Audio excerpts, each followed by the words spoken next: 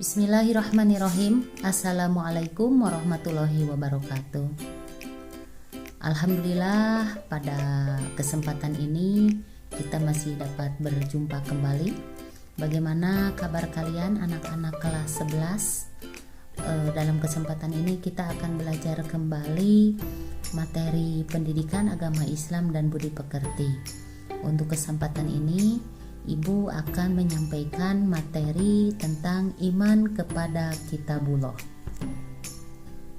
Nah, di sini yang akan kita pelajari makna iman kepada kitab-kitab Allah. Juga kita akan membahas tentang pengertian kitab dan suhuf. Baiklah anak-anakku sekalian, iman kepada kitab-kitab mengandung 4 unsur, yakni sebagai mengimani bahwa kitab benar-benar diturunkan oleh Allah, bukan buatan Nabi Muhammad atau siapapun. Jadi kitab-kitab itu betul-betul diturunkan oleh Allah, bukan buatan manusia.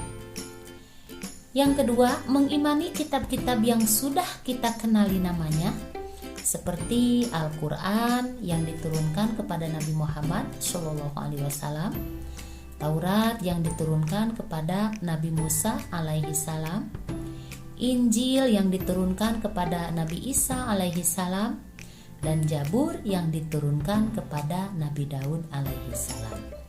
Itu adalah nama-nama kitab yang diturunkan oleh Allah.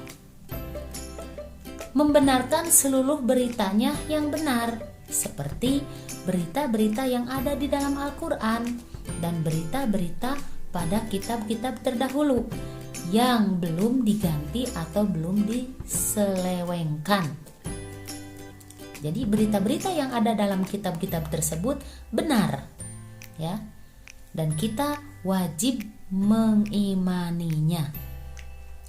Dan yang keempat, mengerjakan seluruh berita yang ada di dalam, serta rela dan berserah diri pada hukum itu. Jadi kita sebagai umat yang mempercayai kitab-kitab tersebut, kita wajib mengerjakan atau melaksanakan apa-apa perintah yang ada di dalam kitab tersebut. Karena perintah tersebut turun langsung dari Allah.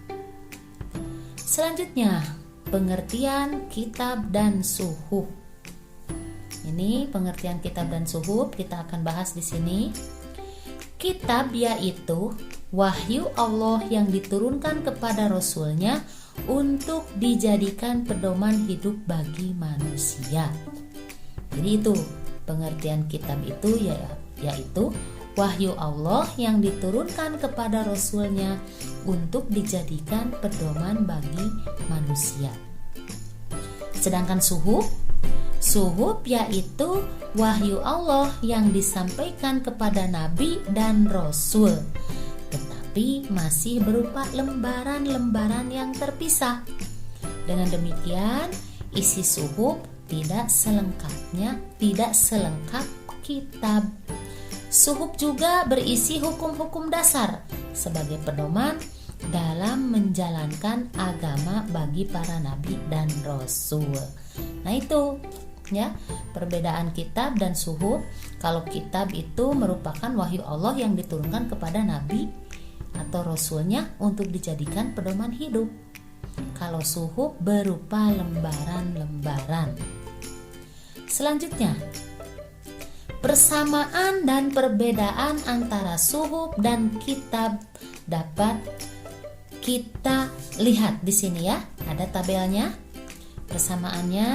Persamaan kitab dan suhuf sama-sama wahyu dari Allah. Karena isinya tentang perintah, peringatan ya, dan juga hukum-hukum Allah. Itu persamaannya. Sedangkan perbedaannya, isi kitab lebih lengkap daripada isi suhuf. Ya, isi kitab lebih lengkap daripada isi suhuf. Dan yang kedua, kitab dibukukan, sedangkan suhuf tidak dibukukan. Itu mungkin untuk pertemuan pada kesempatan ini Ibu cukupkan sampai di sini dulu, sampai kepada perbedaan antara kitab dan suhuf.